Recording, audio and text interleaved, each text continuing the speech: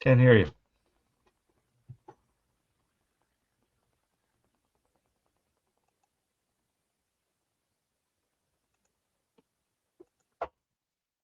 How about now? There you are. I hear you. Nothing? Everybody hear Chris? And does everyone hear me? All right, give me 30 seconds. Oh, we're not in the show yet. Okay.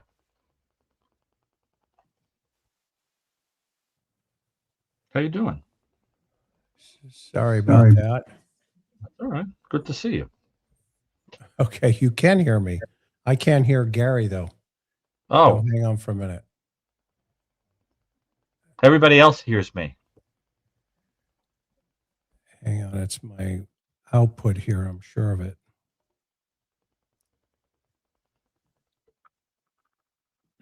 It's always going to be just a button. Gary, can you hear me, Gary? Yeah. Do you hear can me? Hear me. I can't hear you. Okay, so I'm going to go out. You run the show. Welcome to Dr. Gary Brucato, The New Evil. If you haven't bought his book, go get his book while I'm trying to figure out what just happened to my sound. So I will be right back. Don't go anywhere. Hang on. Okay.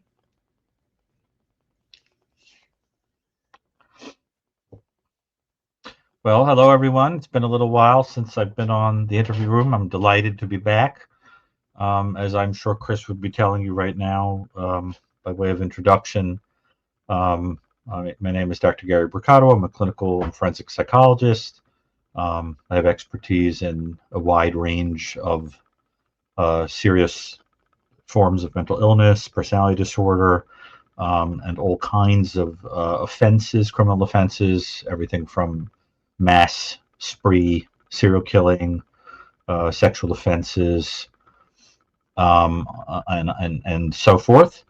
I've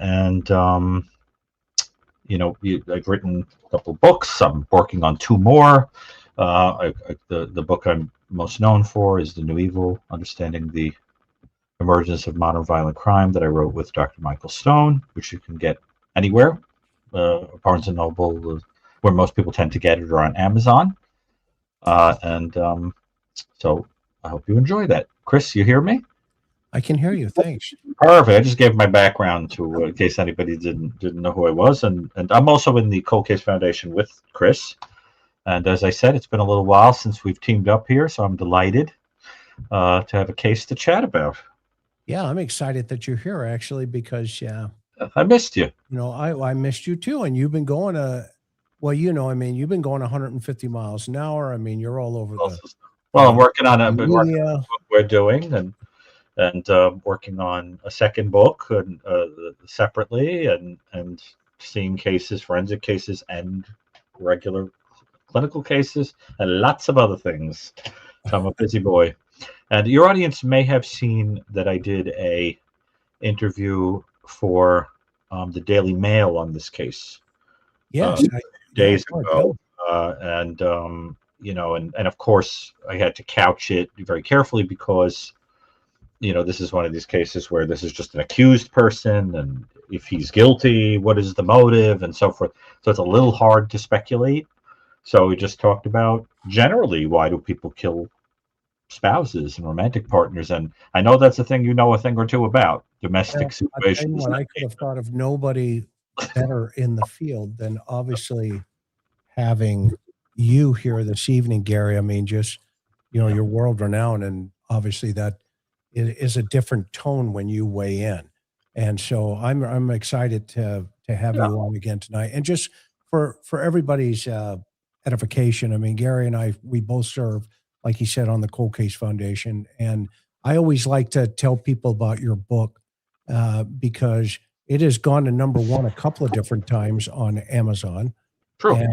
And if you've not ever read it or gotten a copy of it, please make sure you pick this up. It's called The New Evil: Modern Violent Crime, the understanding of the emergence of modern violent crime. I was really proud, Chris, because at the end of the year, and this is the second time, it also happened, I think, in 2021, it got picked by Short Form, which a lot of people will know of as like a book recommending thing, as one of the top 100 true crime books or forensic psychology books ever written.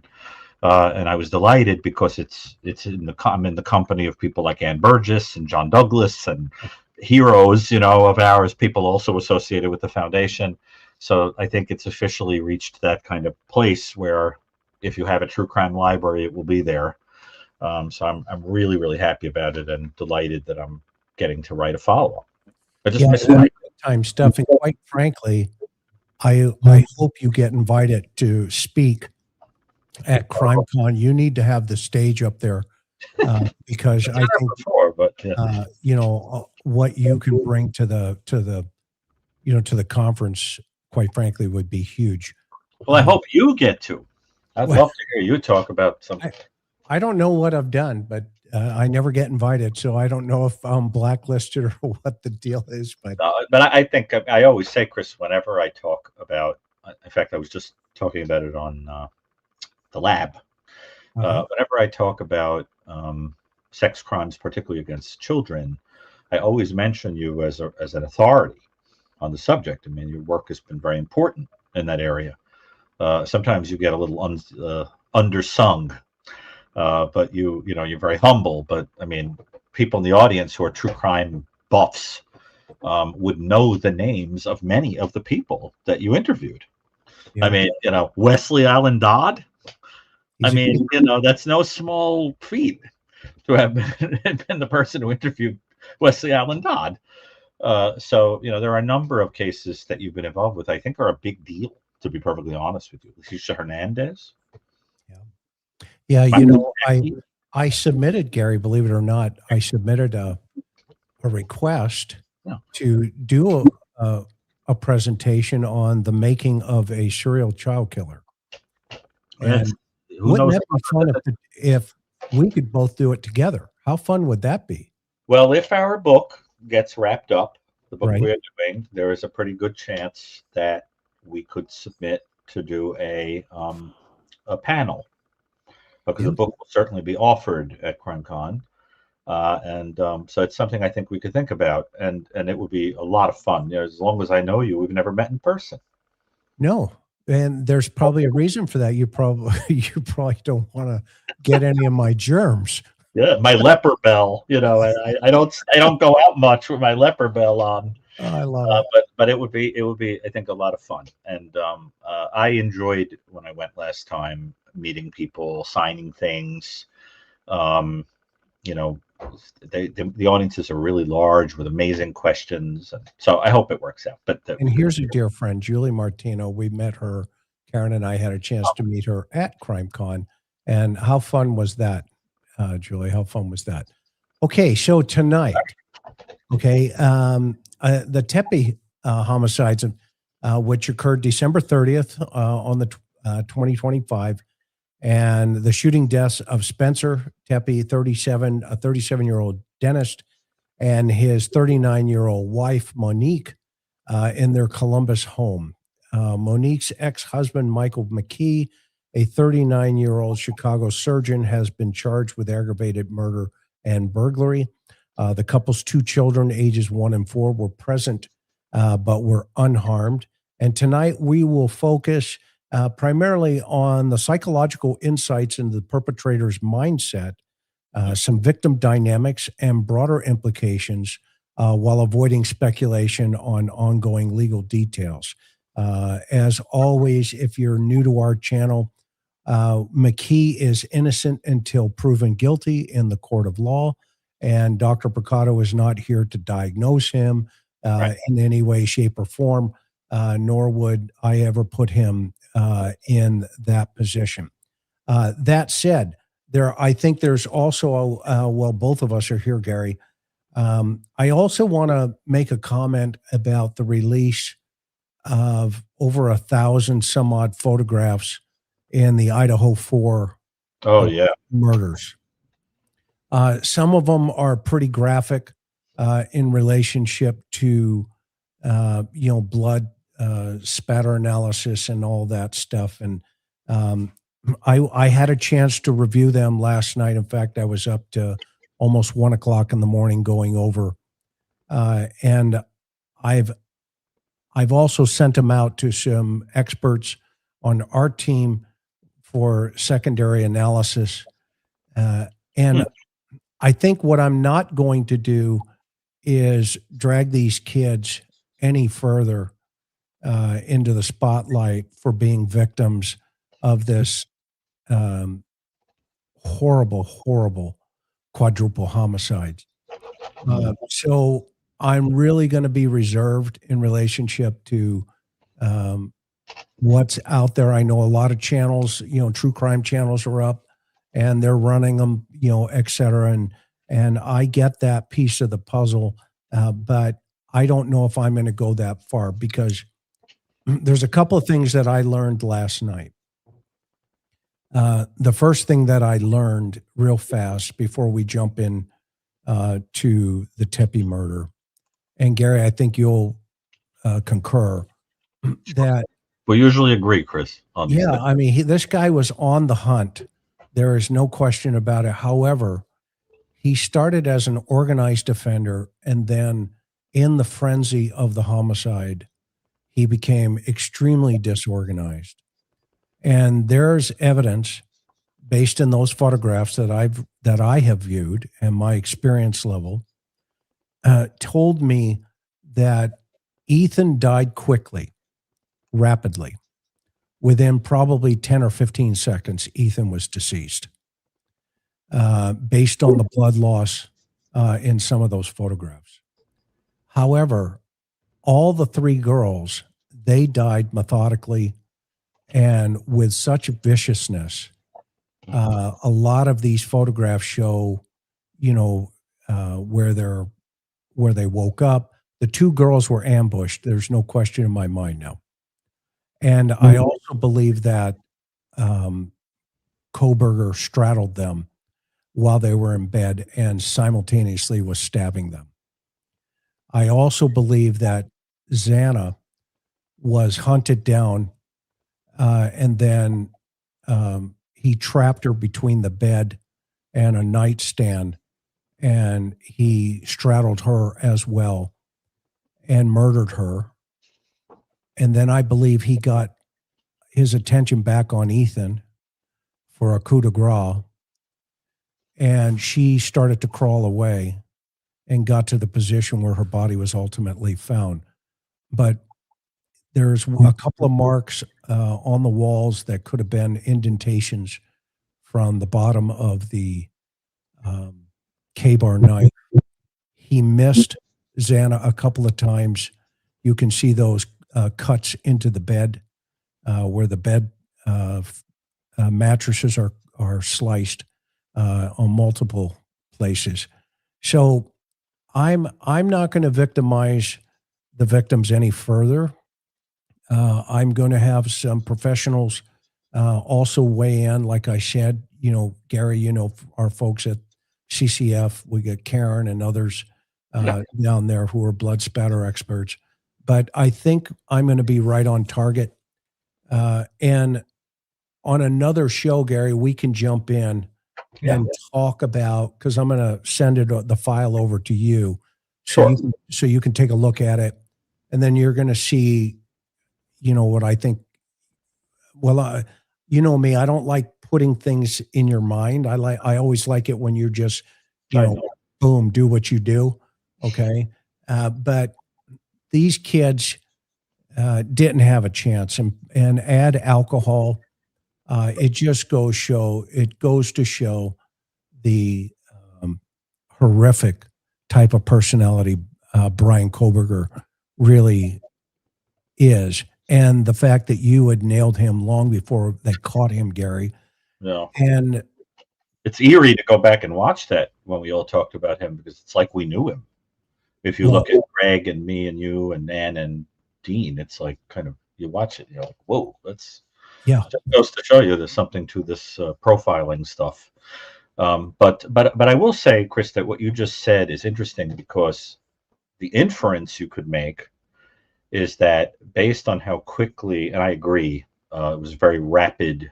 I hate to use the word dispatching, I think is really the way I would talk about it, of Ethan, because he was just sort of, the male that was in this fantasy, interrupting this fantasy.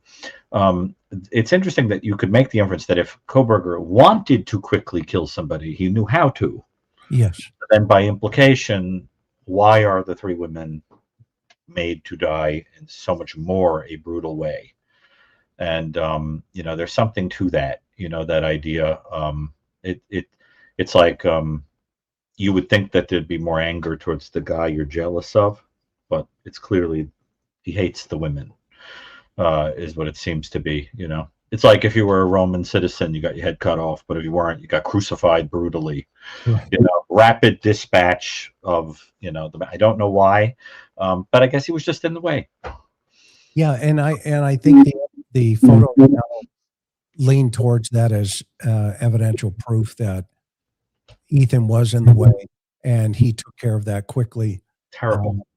Simultaneously, he had also taken care of Xana, and it's just it's for people that have never ever been there, seen it, done it, right? It's like, okay, put them all up. No, but it implies Chris enjoying it a little. Oh, of course he did. The frenzy of it was, as we've always said, and I'm still not convinced that we weren't right that he sat in that room, because there is blood on the chair, on one of the big white chair in Xana's room. Yeah. And I think it's transfer probably from his clothing. And you can clearly see I'm not a big fan of what they call Blue Star. They had blasted the house with Blue Star at the very end, but you can tell where he had straddled Xana, and he was just brutally slaughtering her. And there's extensive evidence of that. So you're suggesting he sits and sort of surveys. Yeah, and I'm convinced he straddled the two girls upstairs, and that's why there's not more blood evidence or restricted blood evidence on him during the first two murders, because we were both underneath the blankets. I'm going to be real curious as to what you think about, the fact that you can see the knife sheath, and what everybody's going to weigh in on that stuff. So, okay. So that said, so let's get to Tepe tonight. Gary, based on, I've got a couple of questions here that I've drawn up. Publicly available details, like this guy being a professional as a surgeon, the execution style, of the nature of the killings, the psychological traits.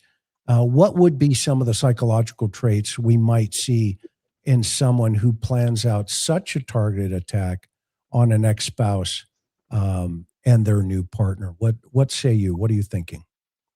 Okay. Well, first of all, obviously, we have to speak generally about people who kill partners because this guy is innocent until proven guilty, right? We don't know what was in his mind.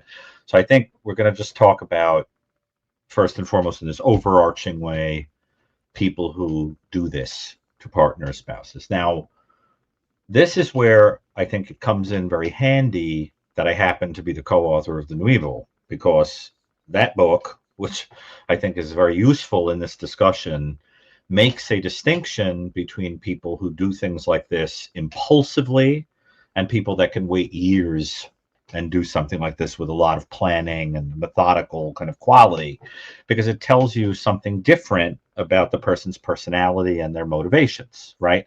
Mm-hmm. So, you know, Chris, I'm sure from your own work, I mean, you anecdotally, you'll know this to be true as a former homicide detective, that when people kill partners, usually it's the male killing the female, right?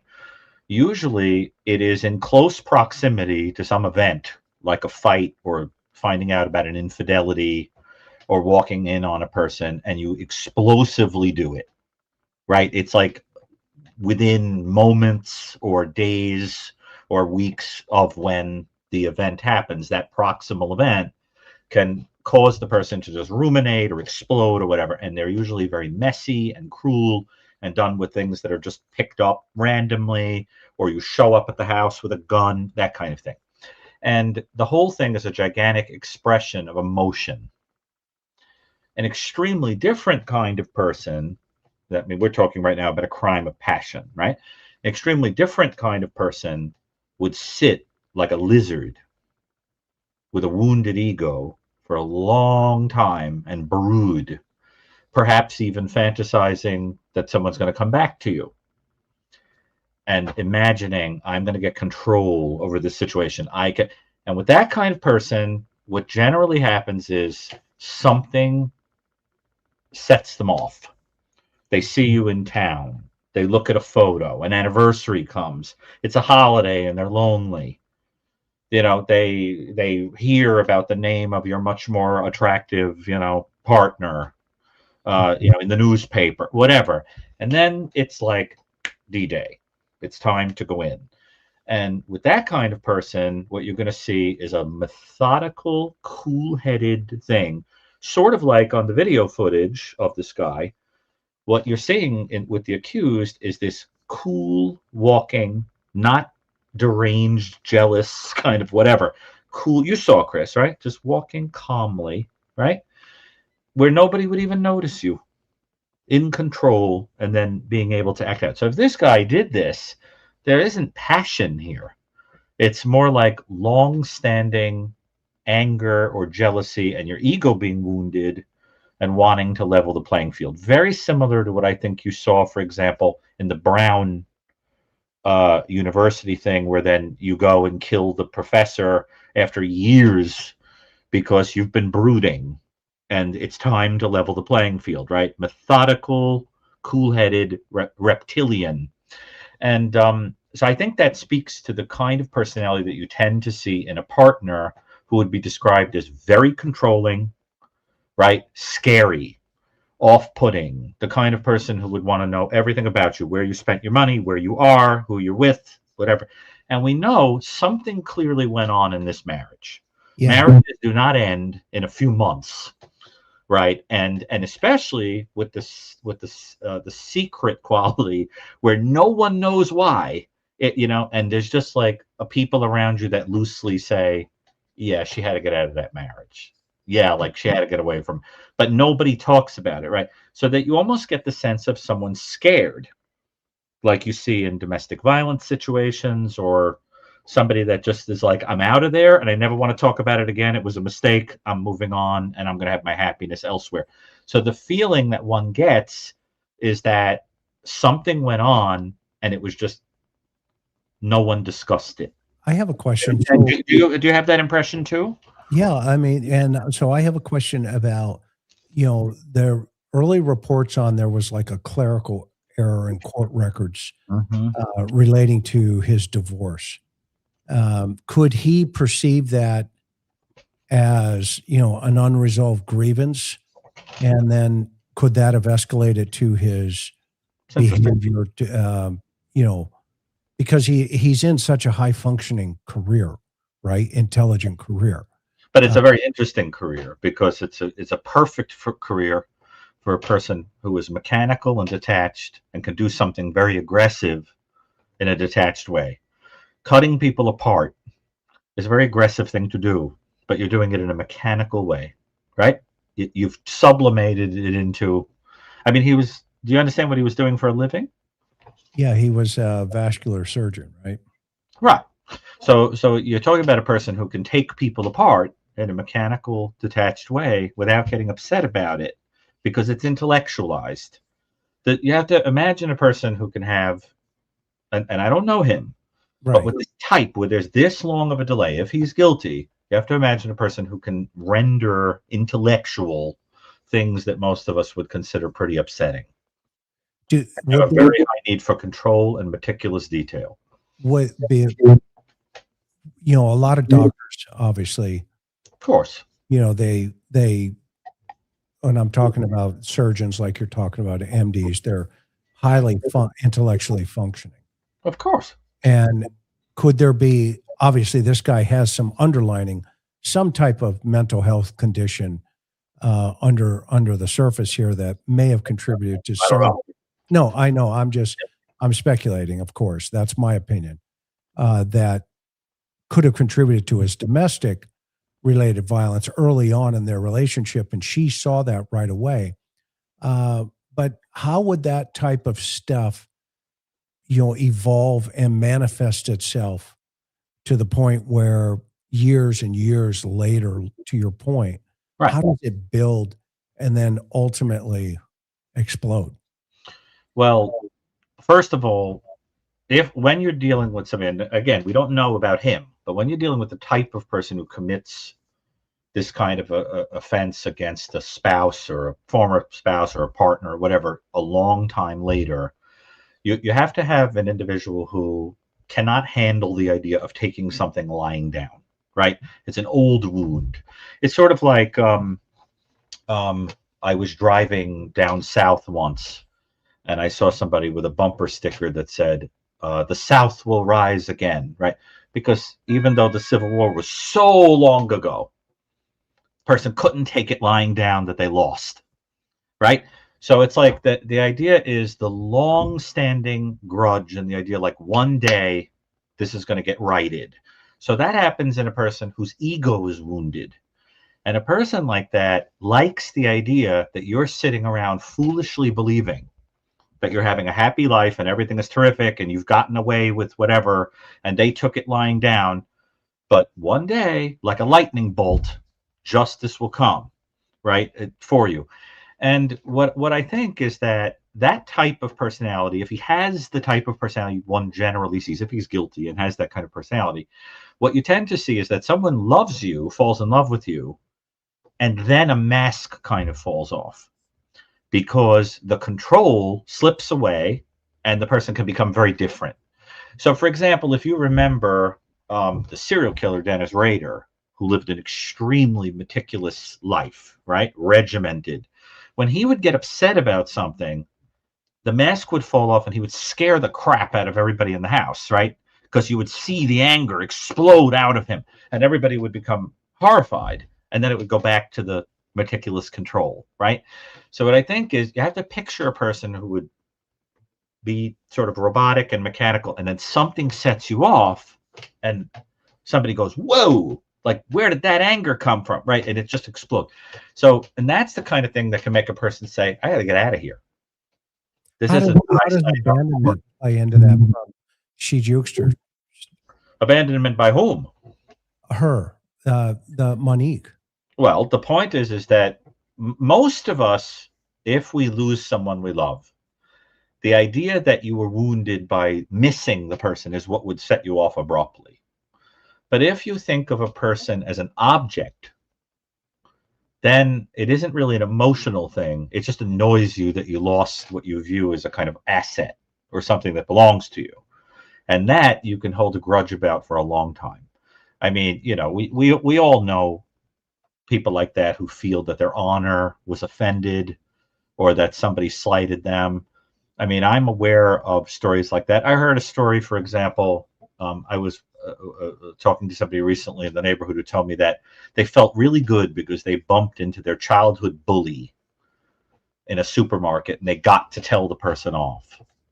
And I was like, that was like 25 years ago. And they were like, well, it's always hurt me. It always hurt me. And I wanted to show them that I've come really far. Like, what right did they have to ruin my life like that? And I'm like, it's 25 years later. But there are people, if your ego is hurt, it drives you nuts that there's no righting of that wrong.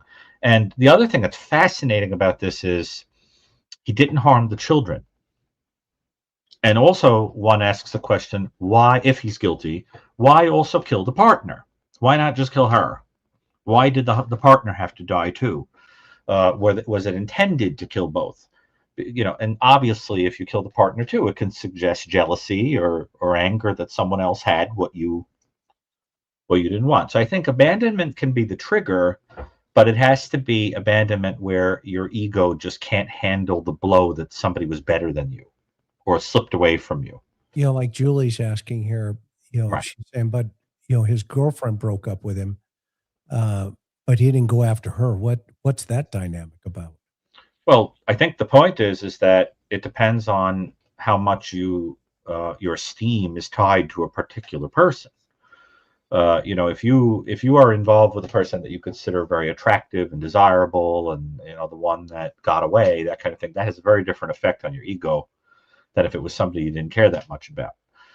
If this is a controlling kind of obsessional person, people like that can sometimes choose partners precisely because they're easy to control.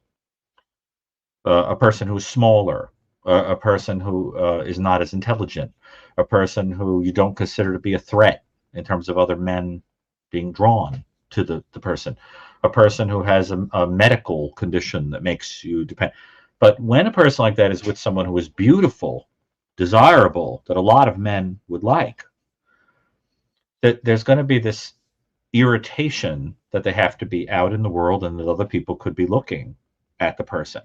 If I can't have you, nobody can. That's it. Exactly. It's the spite thing. And I you know, it's interesting. You know, and I think we would agree that his ex-wife was a traditionally attractive woman and somebody who, by all accounts, was a lovely person, desirable. And I think it would have just maddened him that she, in his mind, might have been a kind of ideal that he couldn't have. Now, when this whole thing went down and I was being asked to consider what may have happened if he's guilty, I said in the interview, which wasn't used in the article that Rachel Sharp wrote, that I was reminded of a story where I had to go talk to a person who had jumped in front of a train to try to commit suicide. I went to interview a person who, and I won't use any name here, and I'm going to slightly change details and so forth. But I went to go speak to a person, went to jump in front of a train. And in the discussion, I said, I'm very curious about the mechanism of suicide attempt, because it's usually symbolic, right? You know, why a train? Why not jump into the ocean? Why not hang yourself? Why not use a gun? Why that? The person said something very, very interesting I have never forgotten. They said, I was sitting on the platform and I was watching all these people holding hands with somebody, wearing a school bag, going to class or coming from class, holding a child, you know, eating lunch, whatever. And they all looked like they sort of were going somewhere or coming from somewhere where they had something I didn't have, right? I'm not in school. I don't have a partner. Nobody loves me. No one thinks I'm attractive. I have no kids. And the person said, I thought to myself, if I jumped in front of the train, they couldn't get there either. Oh, wow. The train would have to stop because of me. They couldn't get where they wanted to go, couldn't take those kids anywhere, couldn't go to school, couldn't see, and they'd all have to get out of the train and look down and see me. And they couldn't get where they wanted to go. And I liked the idea that on the way out, I messed it up for them. See, and I think that's what you got going on here, is that if this guy is guilty, it's the whole sour grapes kind of thing. I can't have it. Why should you? Let me mess it up for you. That's a really interesting insight. So, which is a great segue into the the next thought process here. Obviously, this guy allegedly drives from Chicago to Columbus, and he commits the act without, at this point, forced entry. Maybe he, they're saying he may have gotten in through the digital door key lock. He leaves the kids unharmed. Mm-hmm. What does that suggest about his emotional detachment, maybe premeditation, or even psychopathic tendencies? Where does that lean us? Well, there could be a few reasons. I mean, first of all, it would be interesting to know what the proximity was of the children to the scene, right? If they would see it, if they were, But I guess the question would be, if he's guilty, what particular beef would he have with the children? And if he is guilty, perhaps it's crueler to leave the children orphans because now they are abandoned, and have to kind of experience that kind of terrible pain.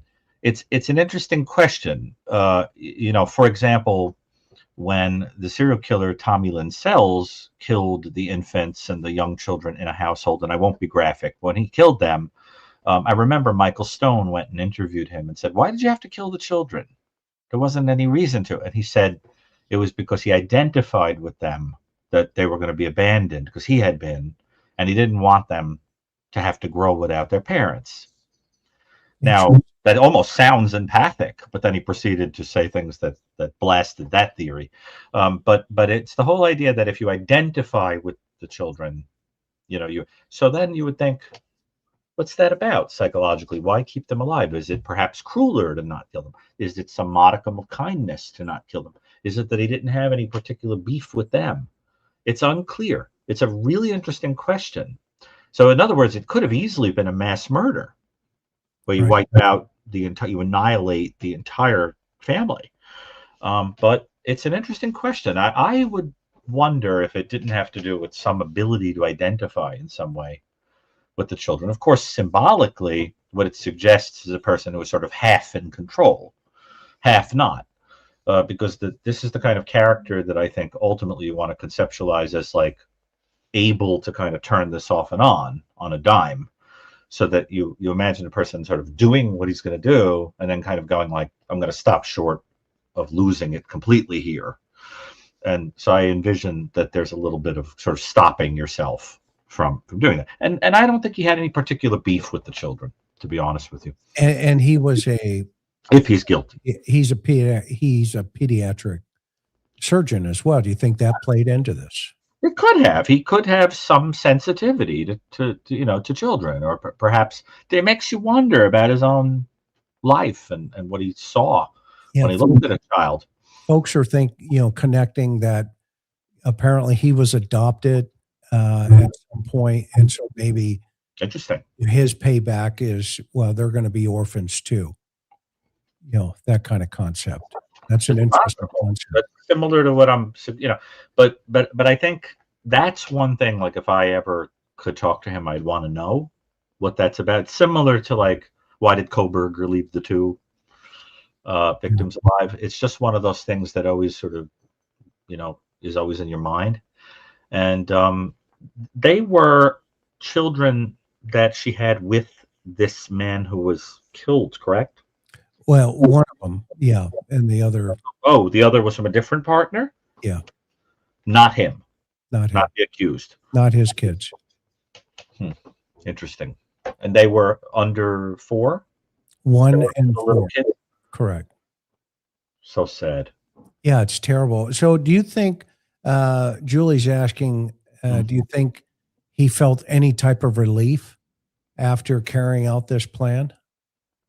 Generally, the kind of person who would carry out a shooting against somebody that they had a long-standing kind of anger with would ultimately feel a satisfaction that their work was done, and there would be this kind of feeling of, generally what happens is that first there's a feeling of satisfaction, and then there's a terrible sense that you've taken out of the world this object of idealization. Because the whole idea is you're fixated on the person, and now they're gone. So that there tends to be that kind of, I did this, and now it's like who am I supposed to be fixated on? If you talk to offenders that have done things like this, that there is that kind of idea. I've killed the person I obsessed over. So Kind of, I have a question for you on. So in 2023, oh, he's named this Dr. McKee, who's innocent until proven guilty. of course. Okay. He's named in a malpractice lawsuit out of Las Vegas. The lawsuit involves a laser treatment where he was having a procedure and he accidentally leaves an 8-inch piece of plastic tubing, which broke off in the patient. And at some point, this patient has, bleeding, edema, pain, disfigurement, etc. And they file a medical malpractice lawsuit against him. And he had been dodging getting served up to including faking his address, setting up a fake fax machine. Could this be the type of precipitating event, pre-incident event, that could have pushed him down that road of, well, I'm getting taken out, I'm taking you out? It's certainly possible if he did this, but it is also possible to see that happening in a patient encounter because you are beginning to unravel. That you make a mistake like that because something has set you off emotionally. Interesting. And you're moving down that path, right? So you could start to see, because something has to precipitate. So for example, you were talking about Koberger. Koberger commits that crime in November. Yeah, but there was a precipitating period of being stressed out that control was being lost, and women were complaining about him, and he becomes more and more mad, and the psychosexual fantasies flare up, and then you go in and you do what you've been thinking about doing for some time, right? Probably. So I think you have to have something that's got you brooding. And during this kind of person, if he's the guy who did it, this is the kind of person who would live a very controlled existence, but when he gets emotional, things would get messy. You'd start to see a breakdown of order. The person who suddenly, accidentally leaves, the food burning in the stove, or, forgets to take the keys out of the door or whatever. And you're like, that's not like you. But it's because the stress that's weighing on the person makes them start messing up. What's also interesting about this story, if he did this, is the kind of amoral way that you're saying he took steps to kind of avoid getting in trouble. So that sort of starts to suggest a person with a personality that might be able to do things that other people's conscience would pang them to do. Most of the blame goes on to the physician's assistant, who allegedly, had made the bigger mistake here by leaving that tubing, etc. But he was the supervising surgical physician. Of course, ultimately, unfortunately, it falls back onto his shoulders, which, let's talk a little bit about, let's talk about some of the victimology and relationship dynamics real fast. Okay, but just if you don't mind my pointing out, of course, keep going. It's very interesting that you said that he was a supervisory figure, because, in other words, first of all, it suggests a controlling kind of individual, authoritative individual who's used to people listening to him, right? But what's interesting about it is that doesn't match somebody making that goofy of a mistake. See, so that is exactly what I'm saying, where it's a sign of a deterioration from baseline. So what would cause that in such an individual? I would imagine some factor that got him brooding. If he did this, something got him brooding, and he viewed the end of that relationship as sort of putting down seeds that led to whatever this thing was, right? So, whatever that is. And so you have to imagine a person who's getting sloppier and more disorganized because they're feeling out of control. And in that world of feeling insecure and out of control, it seems like there's a slipping into her. She saw me with the mask off, or something like that, right? She messed me up. If she was in my life, this wouldn't have happened. Something like that. And so, or perhaps somebody being more desirable than you. It's interesting that he was orphaned. Is that a psychopathic tendency to transfer that type of dynamic, that anger? It's hard to say. It can happen in that kind of person, but it could also happen in a person who has attachment and abandonment issues. If, for example, you're an orphan and you always kind of felt a sense of having to prove your worth and be valid, you could become very jealous of somebody going home with a different kid from the orphanage, or picking somebody over you. To me, this whole story has a kind of Cain and Abel quality to it. So because it's like, how dare you choose this person over me? So they've got to die, right?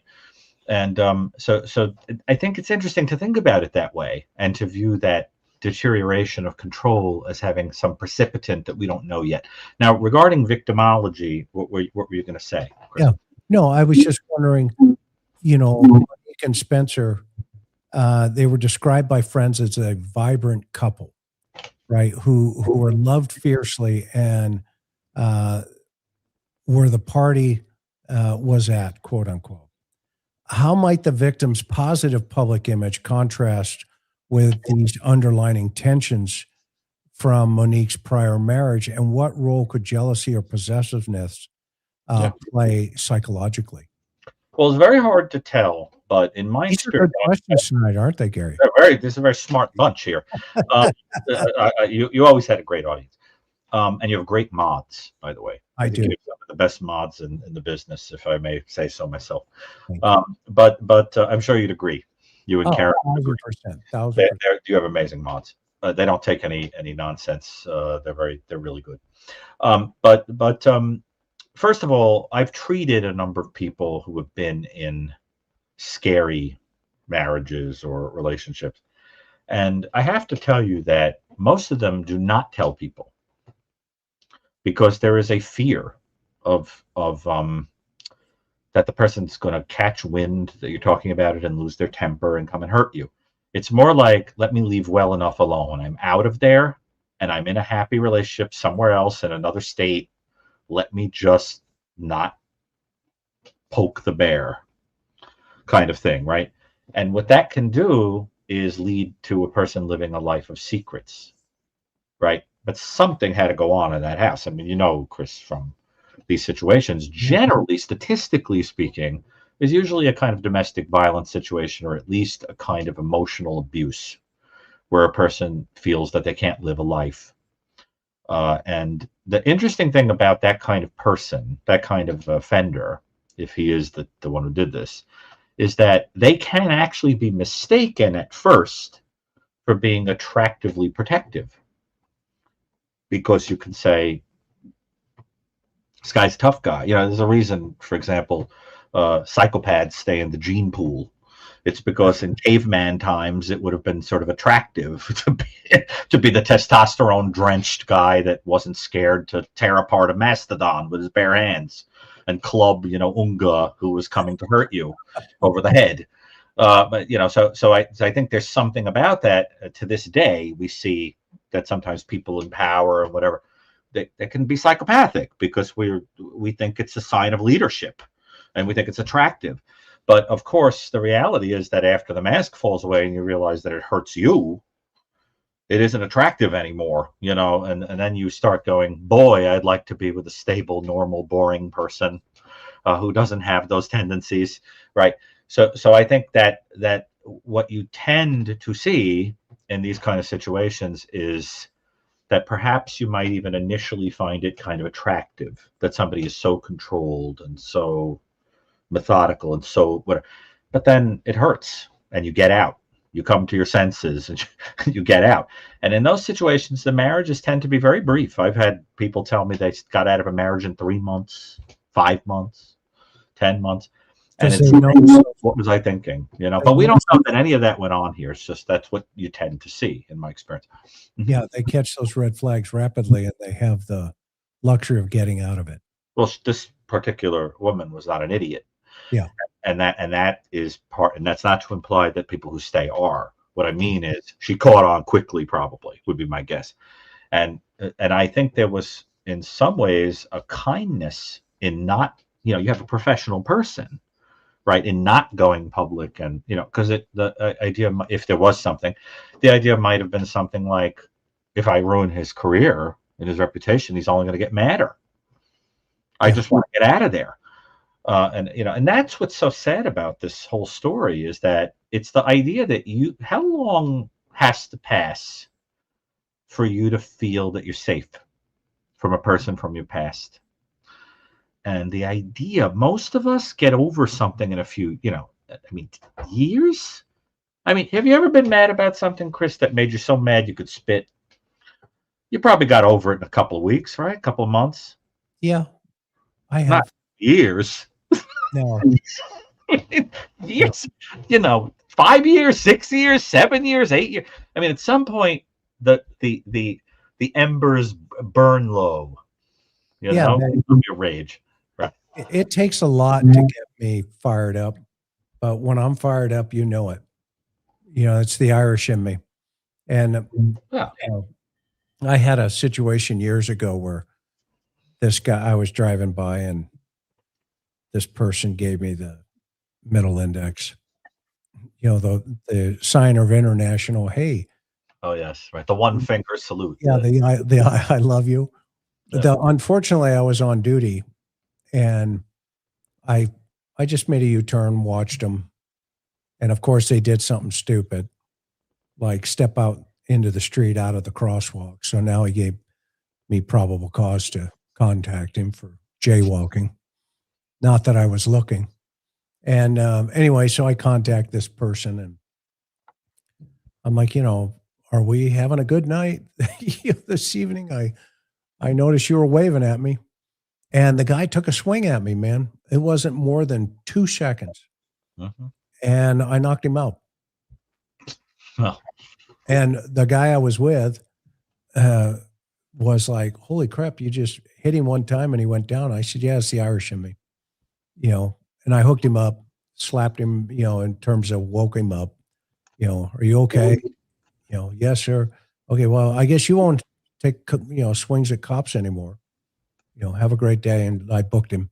But that point is, it takes a lot to get, I think sometimes people really upset, which brings me into, what were the psychological factors you think between the divorce, the remarriage, and what common patterns are observed in relationships between ex-partners, and how those apply to the dynamics between Monique and McKee?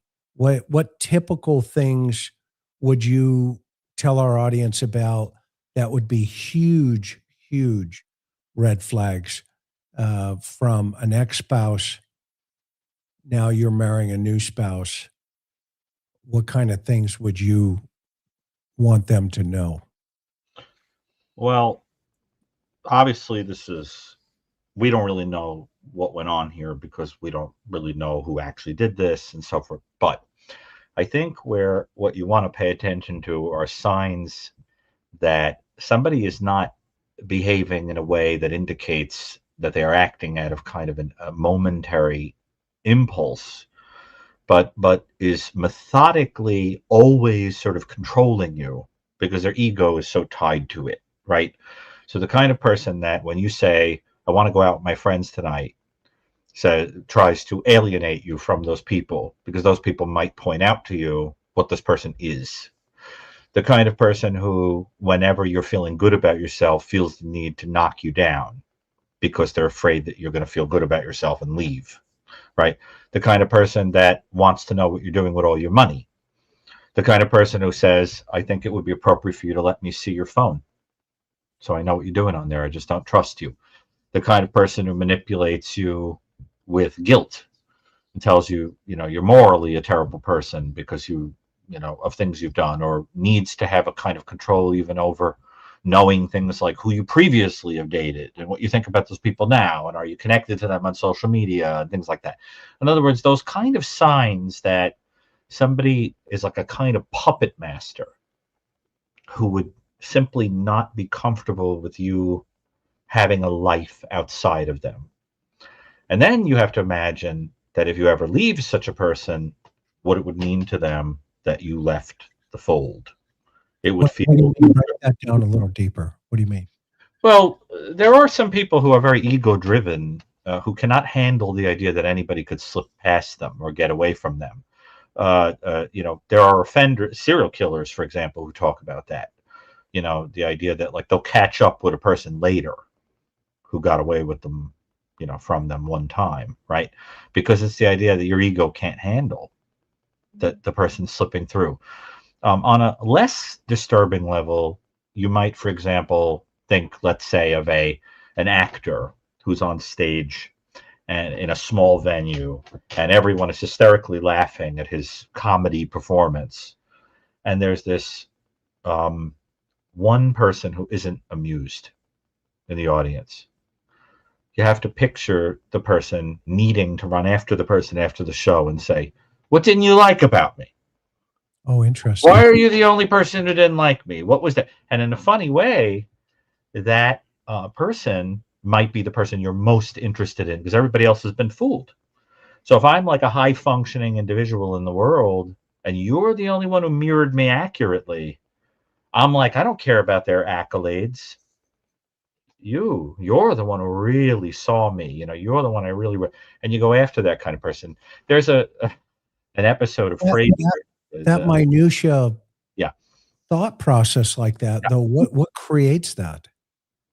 Well, it suggests a person whose attachment style is so anxious, who thinks of love objects as interested in you only transactionally, and if you're not a good boy or something, they'll leave you. They're not interested in you, whatever.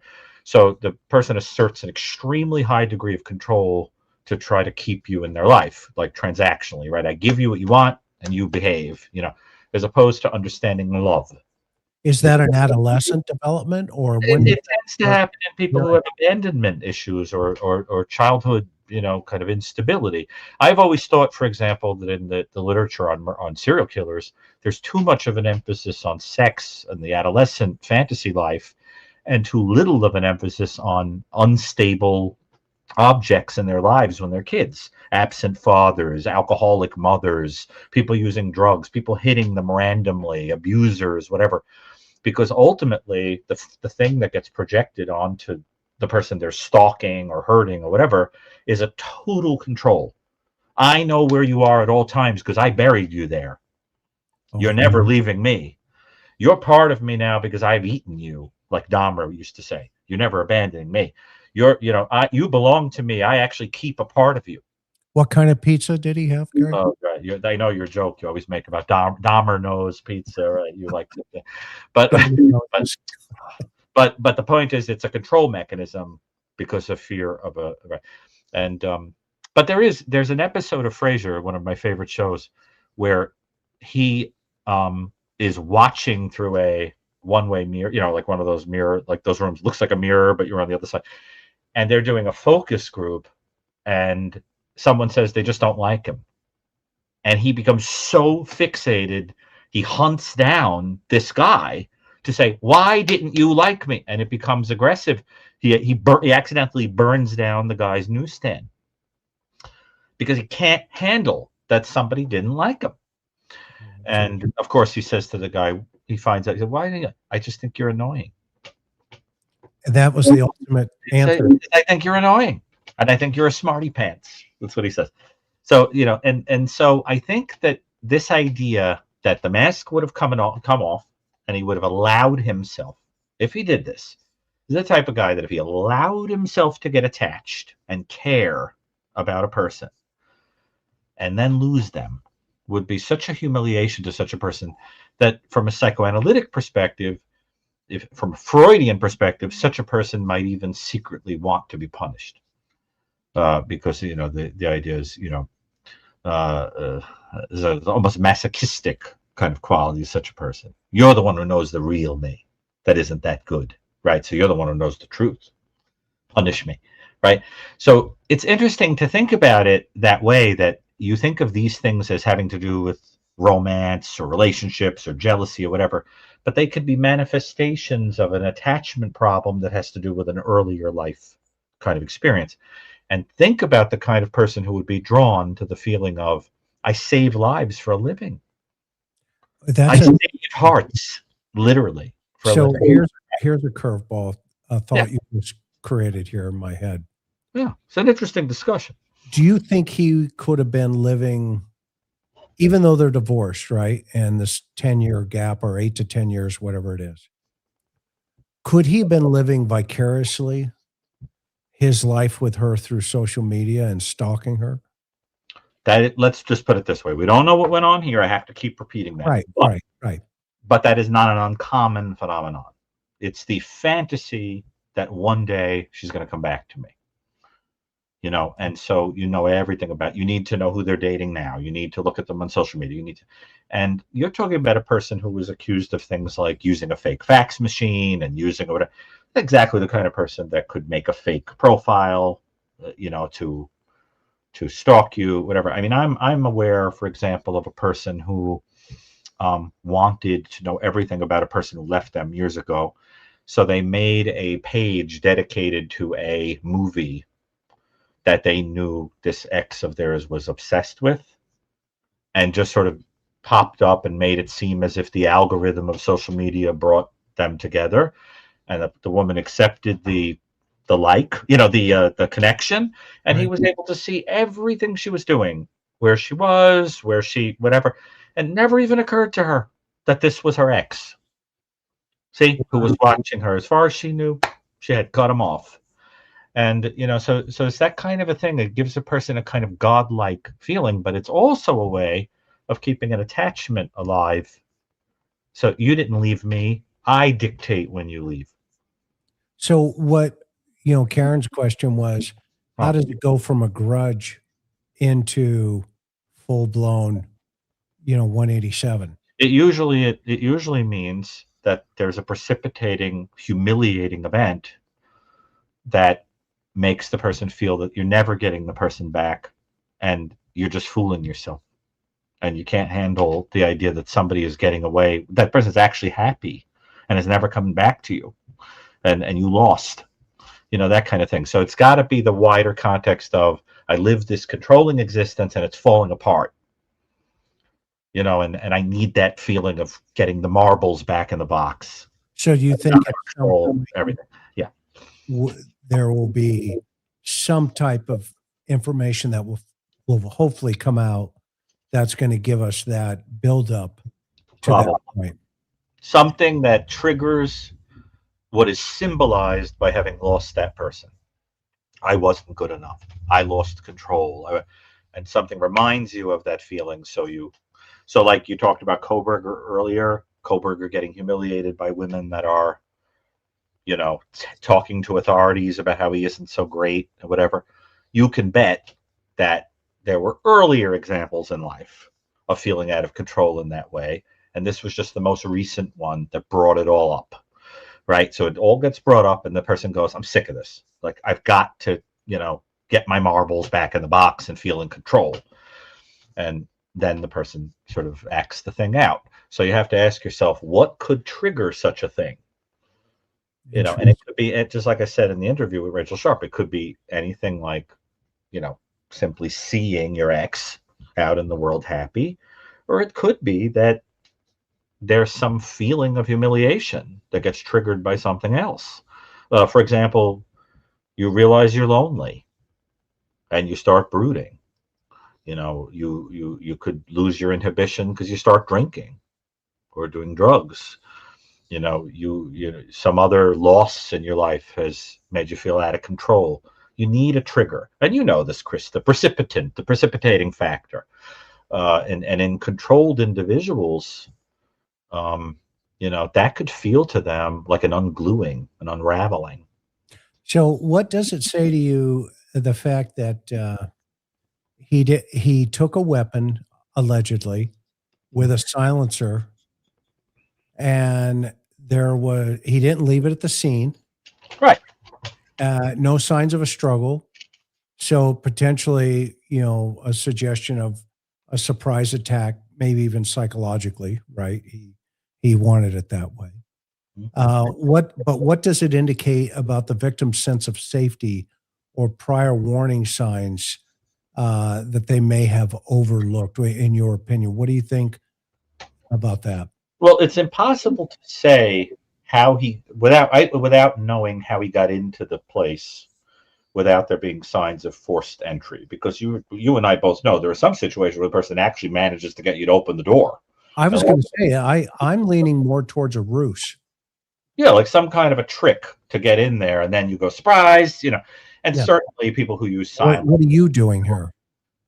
That right, or something like that, but the cool-headedness of walking over there on the video, if that's him, you don't picture a guy that when you open the door, he's like huffing and puffing and agitated or whatever. It's more like sentinel, kind of, and so it could have been a ruse, or it could have been that he inveigled himself, somehow in there. But both of those things are suggestive of methodical planning.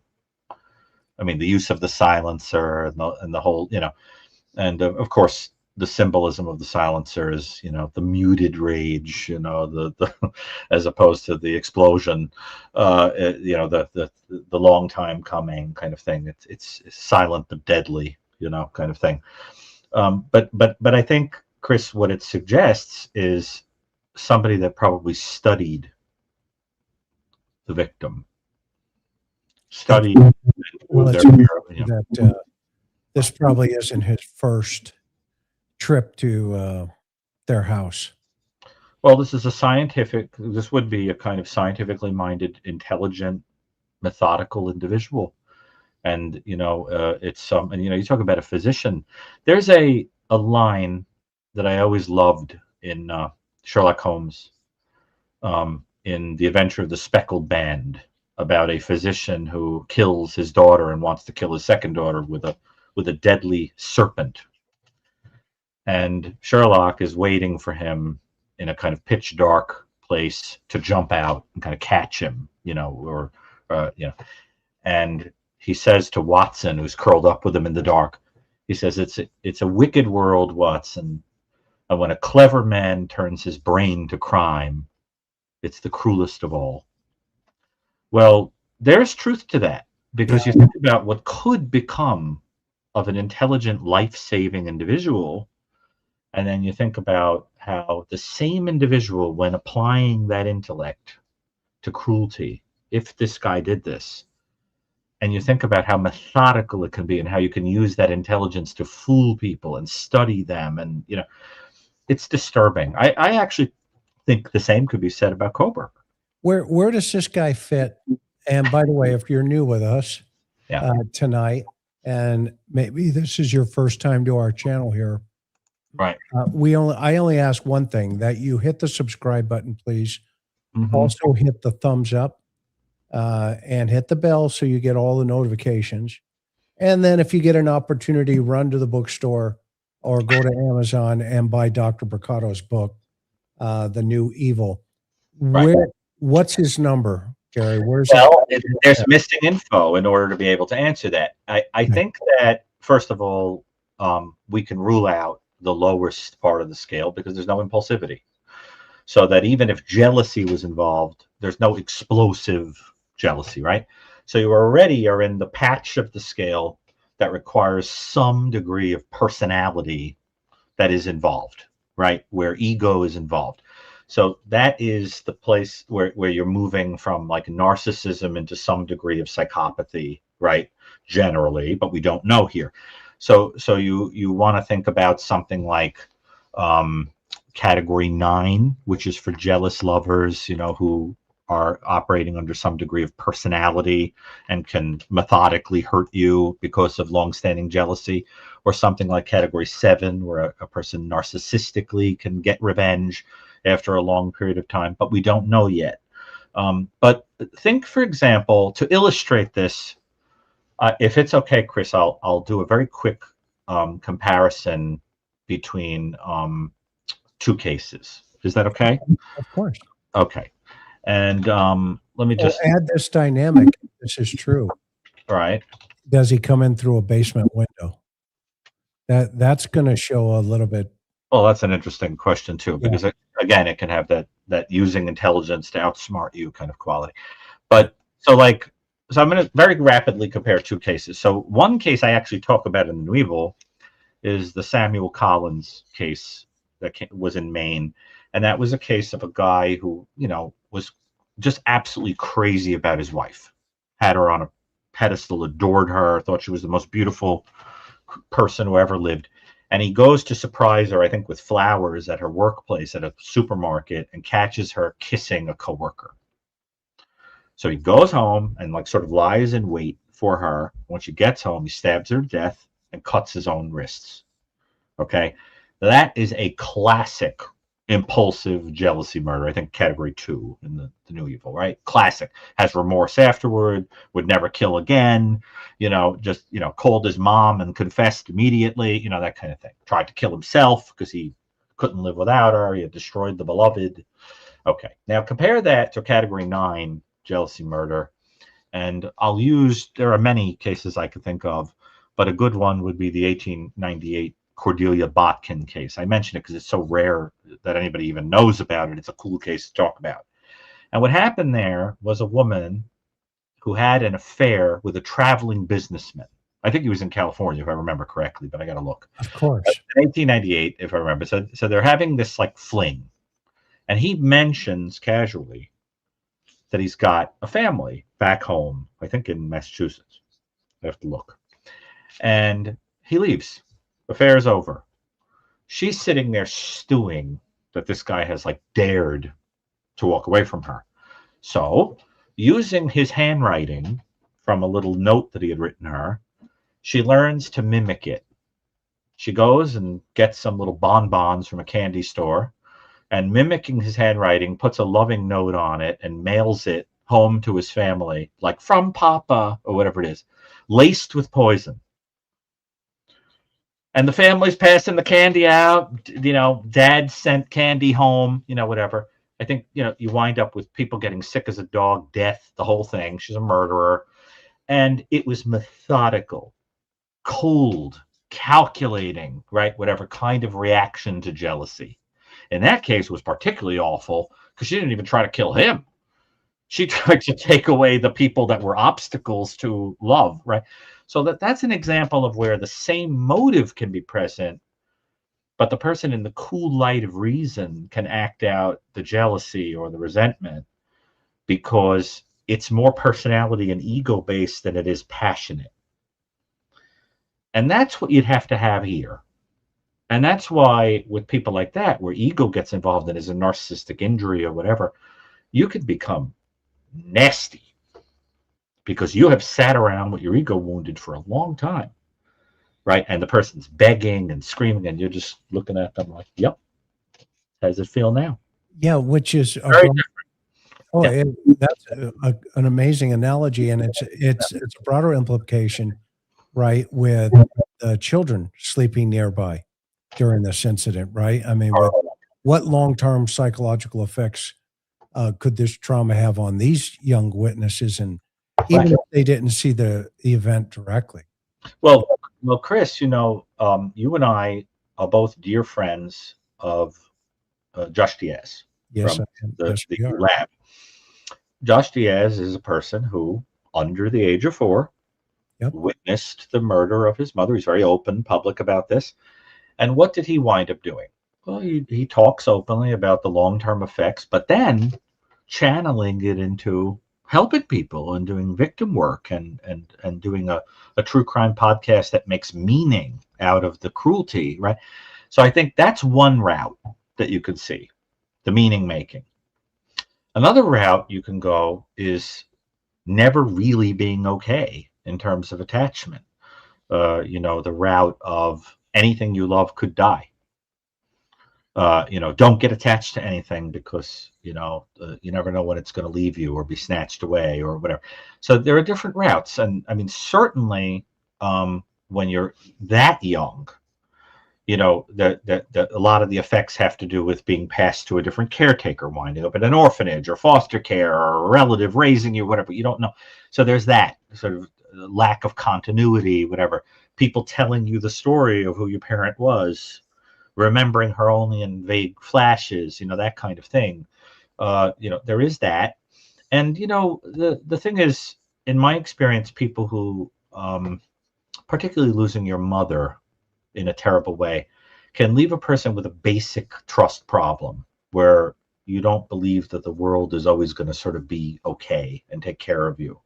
We think of the mom archetype, Mother Earth. There's some loving kind of thing out there that ultimately will make everything okay. If you don't even have your mom, it's very hard to have that feeling that everything is going to be okay. You know what I'm saying? Yeah. It's interesting. I remember when I was in seminary, one of the things I learned, I was required to learn in research for preparing for ministry, was that people who do not have positive relationships with fathers or had an absent father are more likely to not believe in God. And people who had absent mothers or had a mother who was cruel are more likely to have very negative feelings about a church institution. There's a very interesting little bit of insight into what can be projected onto spiritual and institutionalized norms and places if you lacked family continuity. That's an interesting. Isn't that an interesting point? Yeah, I was fascinated. When I was a kid, Yeah. Obviously coming from a military family, my dad, when he would be gone, in full transparency here, I used to go to church by myself as a kid at 9, 10 years old. Actually, it was 10 and 11. Yeah. And I found a lot of comfort in that. And, I think that's kind of, I don't know, was that a way my personality evolved? When I was going through the psych, getting hired back in the day, Gary, talking to guys like you, the doctor said, he said to me, he says, tell me about he said, give me 2 heroes. You know who I said? Well, I said, John Wayne and Jesus Christ. And he looked at me. I can see those two kind of characters. Just like that. He looked at me just like that. And he goes, and all he leaned forward just a little and he goes, interesting. And I thought, oh, I'm done. I will never, ever get hired. Hey, listen, they're both figures of kind of, they were opposites, almost polar opposites. Right, no? but both symbols of the superego, the enforcement of what is right and wrong. Oh, interesting. So it doesn't shock me. Incidentally, Chris, I was very saddened to see in the news that the very last survivor of the D-Day invasion just died. I saw that. I think he was 95 years old. I mean, was that the Army or the Marines who went in? Well, it depends on. It was the Army who landed on most of the beaches. Yeah. The Marines were in the Pacific, like Iwo Jima and all that kind of. Yeah. Because it was. I found that so sad. That because I really do think that the World War II generation was the last truly great. Yeah. That was the last of the great generations. Yeah. No, I had an opportunity to meet some of those guys. One of them, a guy named Woody, he was a flamethrower on Iwo Jima, and he got the Medal of Honor. Oh, that's amazing. And I got a picture of it with me and him. And fascinating generation. You're 1,000. But those are, you see, it's very interesting because there are people in this world who have this kind of fearless, controlled kind of quality, but they're loved. Yeah. And those kind of people become your military people and your cops and your whatever. But imagine having that kind of personality and you're furious at the world. You could become quite a criminal. Yeah. If you have that callous, like the same kind of person who could dissect a body and bring life to it, right? Without getting scared. There's like blood and gore and whatever. the same kind of person that under different circumstances could butcher you. Right? That's the whole thing. It's disturbing. With these types of high profile domestics, right, involving, professionals, etc. How does this compare? Let's use Chris Watts for an example in terms of motivation, planning, and post-crime behavior. I mean, this guy, like you said, he walks out of there after executing these two people like a cucumber, and he's going to go to a golf. He's got to meet a tee time by 8 a.m. and he's just walking down the street like nothing happened. Goes about his business. What's going on there? Well, it's a little complicated because there are different reasons why a person can have a detached quality. You can see that in people who are psychopaths, and some people annihilate their family because they're a psychopath. They want somebody out of the way, like an elimination murder. It's a term I've coined, actually, where they just want somebody out of the way because they want another lover, or they want to. It could be that they're detached because they're dissociated because of trauma. You can see it in people that where Michael Stone and I would use a term like schizoid autistic detachment, having nothing to do with autism. It just means a highly intellectualized person that is like 30,000 feet from their feelings and can sort of think of you like a frog on a dissection tray. They're curious about you and they sort of want to take you apart. In other words, we don't really know the motive. It could be that you've steeled yourself and made yourself cold because you were so hurt, or you project onto the person that they're the enemy and they're bad, so taking them out of the world is justified. There's all different motives. There also can be neurological things that happen, changes because you're drinking, you're using drugs, you're brain damaged, you've whatever, you can become psychotic and experience a detachment. And all sorts of things that can cause detachment. So you have to know the person. A frontal lobe. That can happen in some people, yeah. Like the Phineas Gage kind of thing. Would he excel to the point where he becomes as successful and good at what he did? Well, hold on. There's a difference between a person that has that. We don't know anything about this particular person, but there's a difference between a person that has a kind of deteriorating brain. But if Mike Myers, or a person with a sudden injury. Remember Mike Myers? Of course, one of my favorites. Yeah. Okay. Unless you mean the Halloween. That boy's got a huge head. He's got a huge head right there. Right. I mean, you're talking about in So I Married an Ex-Murderer. Right. Looks like an orange on a pencil. Hey, that boy's got a huge head. Right. Hey, we got any of that going on here? I don't think we could say, but I tell you, his face is scary. He isn't somebody I'd want to. No, he is scary. Next to on the bus. No, scary. Controlled. 4 o'clock in the morning. Right. Yeah. Right. Kid, move. No. Right. Yeah. No, I don't know about him, but I love that movie. But I think what the person is talking about with the brain injury thing that you have to understand is a very big difference between a person where you'd be looking at their functioning and going like, were they experiencing some change in their, and a person who has like a very sudden injury. I think, was it Phil Garrido, the one who kidnapped a victim after he had a motorcycle accident that like changed his brain? He like kidnaps someone and starts assaulting them. There's that kind of person I think it was Phil Garrido, is very different than the kind of offender who has like a dementation process or something like that. But there's no evidence of any such thing here. This is a person who I think in his 30s, who, it looks, if this guy's guilty, it's more like narcissistic injury and it's time to settle the score. Sitting around for a long time, brooding, annoyed that someone dared to be with the person that you had control over, and it's time to, How about this question, Gary? No. Yeah, there are quite a lot of them, actually, or a lot of them who at least were missing one parent and the parent remarried. But it's not uncommon. The key is what the person is astutely picking up on is that it has to do with instability in childhood dynamics that can lead to those high control needs.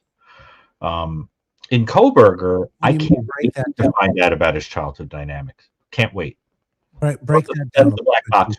Well, because all of us have an attachment style in our relationships that has its origins in how securely we felt attached to our love objects growing up. There are people who are very securely attached because their parents loved them and made them believe that their existence was wanted, right? And that the person was always going to be there for them. Then there are people who have an anxious style where it sort of felt that being loved was contingent on something. Or the person was sort of hot or cold or moody, or sometimes they were there and sometimes they weren't, or they sat in the room and didn't even pay attention to you. And so such a person for much of their life will, sometimes all of their life, will be very insecure in relationships that if I'm not good enough, you're going to leave. I'm not pretty enough, you'll leave. I'm not handsome enough, you'll leave. If I gain weight, you'll leave. Are you looking at someone else? Are you, whatever. Then you get the type who has a kind of attachment style where you're kind of avoidant of getting close to someone because there's a fear that they're going to abandon you or lose you. You know, then you get people who have dependent styles where they just want someone to take care of them and because that's what happened when they were younger, or they want someone to compensate. Some people have a mixed up one where they're avoidant one minute and dependent another, right? Those in the audience who have been on dating sites or have been out on dates know you go out with a person and you say, it's really strange. One minute they're messaging me like a maniac, and the next minute I don't hear from them for 3 weeks, and then they're back again. And you start wondering, why does the person have that style of avoiding and then getting over attached? Well, probably origins in childhood, right? Or the person who ends a very good relationship quickly just when everything's going fine because they're afraid of getting abandoned and they want to beat you to the punch, right? Or the kind of person who gets into a relationship with a terrible person who's predictable because it's less scary than being with a lovely person who could leave you and then you'd get hurt. So you always want to think about people's relationship styles in terms of their early life attachment patterns. When do those dynamics start to Your really become solidified in the human condition? Usually those things start really, really young, like in the earliest time of caretaking. And what happens is it's interesting. You have to understand that evolutionarily speaking, adaptively speaking, we have to be attached to our caretaker, even if the caretaker is terrible. Because if we're not attached to them, they could hurt us. They could throw us out. In fact, you see that in a kind of Stockholm syndrome in people that are in abusive relationships and start to almost like the abuser. They think they love the abuser because it's the adaptive thing of like, if I don't attach to you, you could hurt me. You could leave me, right? So I've got to. And what happens is you start getting these little, like, it's theorized that you start getting these little dopamine kicks whenever the person's treating you a certain way, even if it's bad. And then your whole life, you go out and you look for people who give you that same little dopamine kick. So if you're getting those little dopamine kicks from an abusive parent, you're going to be bored by a lover, a partner who isn't mean to you. To get excited, you have to be with a mean person, that kind of thing. And a person goes to therapy, hopefully, and starts to sort out that they're replicating a traumatic dynamic, which may have even altered pathways in the brain in terms of, neurotransmitters and reward circuitry and all that to make you adapt to your situation. So whenever you see a person who's got this like excessive control need in a relationship, you always want to think, who is that person they're married to or dating in their psyche? Who's the prototype, as I've called it in the literature, right? Who's the prototype? Who's the original person that if they get away from you, you feel invalid? Were you abandoned by someone? Are you an orphan? Are you, right? So it's the whole, like, you reminded me that no matter how successful I am, ultimately nobody wants me. Fascinating. See? That's why we love Dr. Brucato. The guy's like a walking encyclopedia, if you haven't noticed, not only about crime, just everything. And that's why we're such good friends. So just a quick question here from, can a system such as spot shotter or shooter be able to pick up gunshots? So let me first. That's a question for you, Chris. Yeah, let me first explain what spot shooter is actually. It's microphones that are placed around typically high profile crime areas. And it's a system that picks up the acoustics when a round goes off. And that round acoustics is sent to what they call the real time crime center or a fusion center. And the dispatchers have a series of like screens in front of them that will eliminate, will start to activate when there's a gunshot heard in a particular area. I would have to know about the neighborhood where the dentist lived, because typically that type of system is set, quite frankly, in the hood, where you're going to hear a lot of gunfire. So I think what's and if he was using a weapon with a suppressor on it, the fact that it's indoors, if the walls were insulated, there's a lot of dynamics that would go on into the acoustics itself. But that said, is it possible? It's always possible. I never think never. Is it probable? Highly improbable that it would have picked up. Now, one thing that I was thinking is, was there a baby monitor in the house for the 1-year-old? If there was a baby monitor in the home, then that would also pick up sound. And if it's saved on a cloud somewhere, you can actually nail down exactly when those gunshots occurred, because that would have picked it up and sent it up to the clouds. Do you know what the weapon was, Chris? I heard it's just a 9mm pistol. Oh, and in the state in which he got it, it would, if he did this, it would have been easy to acquire. Yeah, it was a no-brainer. It would be very interesting to see how long before the weapon was acquired, because unless this was somebody who just wanted to have a firearm for whatever reason and then decided to use it, it is interesting, to think about that. The other thing that's interesting to think about, if there was any element of this fantasy, if he did this, if there was an element of fantasy in which there's also suicide. Because a lot of times when a person uses a firearm to eliminate people, they'll say, okay, and now I can't have you. There's no reason to be alive. With a more ego-driven person who's more narcissistic or nasty, that they're not interested in that. They don't look at themselves and go, I don't want to be alive anymore. It's often like done, and so that is a clue sometimes. Yeah, and maybe that's the evidence that we see of just a cool, calm, and collective walking down the street, which is interesting. Gary, I'm interested in your, from your forensic perspective, the red flags maybe during divorce proceedings, such as a custody battle, restraining orders, that kind of stuff. I always think it's interesting that, like you always say, part of our mission here is not only to teach, but to help and prevent. So what type of things should not only people in dynamics of relationships, maybe divorces, maybe, even starting out, or even mental health professionals, the courts, right? What type of flag should they be looking for to prevent an escalation in violence?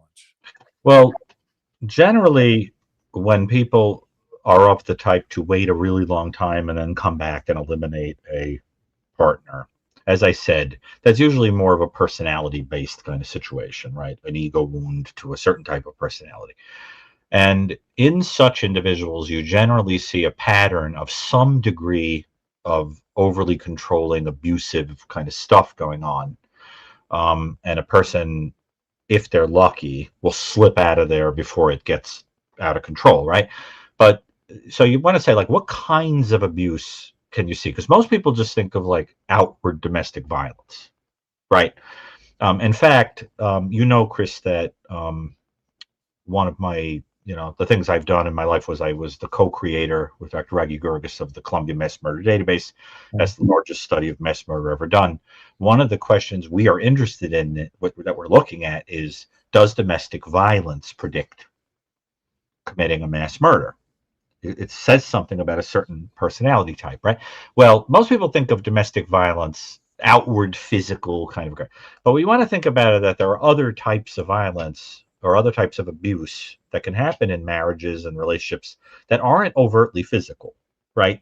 So, first of all, there's psychological and emotional abuse, subtly making a person feel terrible about themselves, making a person subtly afraid, making a person feel that you have an almost godlike awareness of everything they're doing, right? Like, person has snuck away downtown to go shopping and enjoy their life, and they don't want to tell you that they used a little money. And then they come home and you say to them, "How'd you enjoy your day?" "Oh, it was nice. Where'd you go?" "Went out with friends, just a few blocks from here. We had dinner." "Really? What a liar you are. You are. I know where you really went. You went downtown. How much money did you spend?" And the person doesn't know how you know. It gives you that feeling of like being watched somehow, monitored, controlled. So there could be that kind of psychological abuse. Or there can be coercive control over a person, sometimes of a sexual nature, manipulating a person sexually, doing things to you when you're sleeping. I've heard that a lot from victims. That's the first I've heard that one. Oh, yes, I've heard that a lot. A person will say, he was very controlling or whatever, and I wasn't interested in making love. And then I would go to sleep, and when I woke up, he would be in the middle of doing it, which, in my book, is assault. Wow. Is assault, right? So there's that. There's the thing where a person could be financially abusing you, controlling your money so you can't get away, right? They know everything you're doing with money. They're looking at the charges, so they know where you are, right? If you're lying about where you are, and you can't do anything, pay a phone bill, pay the electric, whatever, without it being budgeted through the person because they have that kind of control over you. There can be what is called tech abuse, right? This kind of manipulation of a person's phone, their social media. You know what I'm saying? You can be connected to. Yeah. Mm-hmm. Have you seen on social media on some of these reels where husbands and wives are setting up their Tinder accounts and they're going on these dates allegedly, and then the husband or the wife shows up as the date? Oh, I've heard things like that, and it doesn't surprise me. They're creating a puppet account. Right. The gotcha. Yeah. Right. Gotcha. And oh yeah, that can I bet you that stuff is going to explode. Absolutely. But it could also lead to a great deal of violence. Yeah, and that's what I'm saying. that humiliated kind of, and but that abuse of a person, like I have treated people who would say things to me. I've dealt with the offenders and the people who are victimized, and I'll hear stories about, like, we had a huge fight, and he was throwing things at me and screaming and yelling and telling me what a horrible person I am and called me every name in the book. And I said, "What triggered it?" Well, he saw that I had 905 followers on Facebook, and today it was 906. So he went through every single follower until he figured out that there was a new one, and it was a male photo. And he made me write a message to the person and say, "I'm deleting you and blocking you. I'm not interested in you. You're horrible. You're ugly. Whatever. Get out of my life." Because it was so horrifying that there's another man that you would even want to connect to, that kind of thing. And so there's that kind of monitoring everything the person's doing, and the person is terrified. So, and what's interesting is that in those really scary situations, when the person gets out, they often keep their mouth shut because they think, this person will kill me. This person's going to kill me. I'm going to keep my mouth. I'm not going to ruin their life. You just let me go, and I'll never tell anybody what you did. So how does a woman, let's use women for a moment. Right. How does a woman flush out, like Karen used to tell, girls, men are like buses, that analogy. Right. But how if you, how can you help them flush out, these like red flags. I know how to do it with crooks, right? Right. People that have done crazy things. But what about that chameleon who's sitting there on the date? You met him on Tinder, you met him on Facebook, whatever. Okay. What can they do? How do we empower them to flush out these dangerous personality traits? Is Well, there a way? it's an interesting thing because when you talk about a chameleon, what you're talking about is a person who has an intact capacity to read your face and empathize with you and show feeling toward you, but they ultimately don't really have any compassion toward you. They just know how to mimic feeling. And so my experience has been is that you don't really judge whether a person is good or bad to you as a partner until you see what happens in a conflict, in a problem, when you need them to put you first. And then you look to see, were they there for me? Or do they behave selfishly? In other words, the clue that someone has authentic compassion is putting you first. Can you do that on a date, first or So you second? could look for clues of it. You could certainly look for clues of it. But you have to understand, particularly with a psychopath, that a psychopath is somebody who has actually made an art out of learning how to mimic human feeling. So I'll give you an example. There was, and I just told this story on Josh's podcast, but it's very, very interesting and haunting. There was a CIA agent I was watching on somewhere. I don't know. I wish I had his name because it was so fascinating. And somebody asked him in an interview to describe, like, in a few words, what a psychopath is. And he gave this absolutely fascinating answer. And he said, imagine a person who's sitting at home late at night and they have a hankering to go out and eat something. I think the example he gave was Taco Bell. So they go, okay, I'm going to go out and find some. Bad example. But that's what I think he said. Should The have person is going to go out, and find Taco Bell. So now they go out, and when they go out, they chance across the scene of a fire and the emergency workers and the whole thing. And there are people running out of the fire, screaming, making those faces that look like that painting, The Scream by Munch, but the, horrified, whatever. And the person is coolly and collectedly watching this. And then says, I really want my food. Walks away without doing anything, of course. Goes off, gets their food, and then walks back past it, goes home, eats, and then goes into the mirror and starts imitating the scared faces. Because the idea is that might come in handy one day when I'm trying to look like I'm having strong feelings. That's the face a person makes when they're terrified. Wow. That's the face a person makes when their life is in danger. Interesting. Now I know what to do. I'll widen my eyes. I'll make my face. In other words, you have to imagine trying to make a science out of looking like you care. Now, the key is a normal person would have done something in the scene. I mean, Chris, you and I both know if we walked past a scene like that, we wouldn't just walk past nonchalantly. Right. We'd get, our heart would be kind of going. We'd go, I want to make sure everybody's okay. It's our natural instinct, And I guess what you want to do is just wait. Don't make a snap judgment that somebody's safe and lovely and whatever. Look for the clues that the person puts you first. All right. Do you think we're losing that social empathy? Well, it's an interesting thing. I mean, I'll give you an example. I remember, once I went out on a date and I paid. I went to pay. And the person said to me, what kind of old world, misogynistic, whatever is this that you think you're expected to pay for the whatever? And I thought to myself, I was just trying to be nice. It like took away my opportunity to show somebody that I was putting them first. It wasn't meant to be misogynistic. It was kind. You see what I mean? Like holding a door. You ever hold the door for somebody these days and they snap at you? I could hold my own door. Okay, hold it yourself. I thought I was being nice. So, but sometimes you get robbed of the opportunity to be nice to someone because the person gets offended. But do I think we're losing that? It's an interesting question. I think people, especially because a lot of people are meeting in settings that are detached, like dating sites and whatever, are learning how to sort of fake the resume.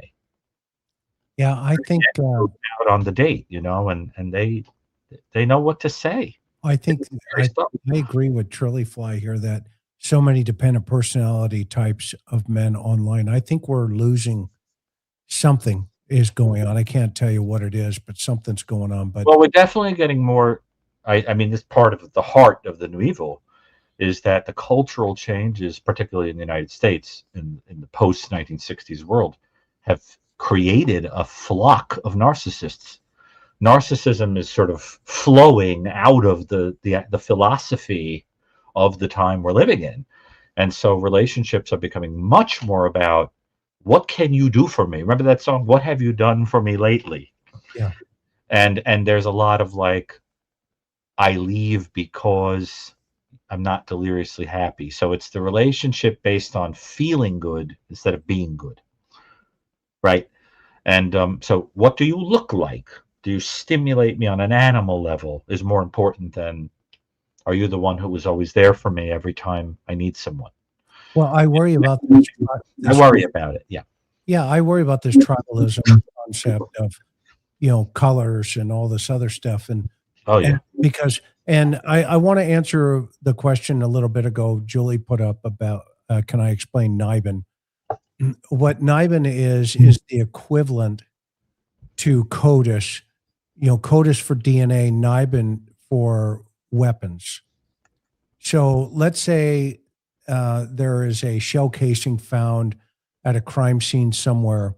Mm. What the the armorer will do, or the guy working on it in the lab will plug into that shell casing into NIBIN, and it will do a computer match of any other shell case similar to that with those similarities at various crime scenes throughout the United States. So it's the equivalent to a CODIS match for DNA. So you can put in, shell casings, you can put in bullets, and then of course, when they look under the microscopes. But today's technology with AI, their NIBIN has really taken off, and it's run by ATF, Alcohol, Tobacco, and Firearms. I didn't know that. Yeah, That's interesting. yeah, and it's basically a data bank, a data set where forensics can throw in various types of shell casings and they can do a match. So I hope that answered your question for you. And Dr. Brucato is a gentleman, Oh, and so he does hold doors open. I'm sure of it.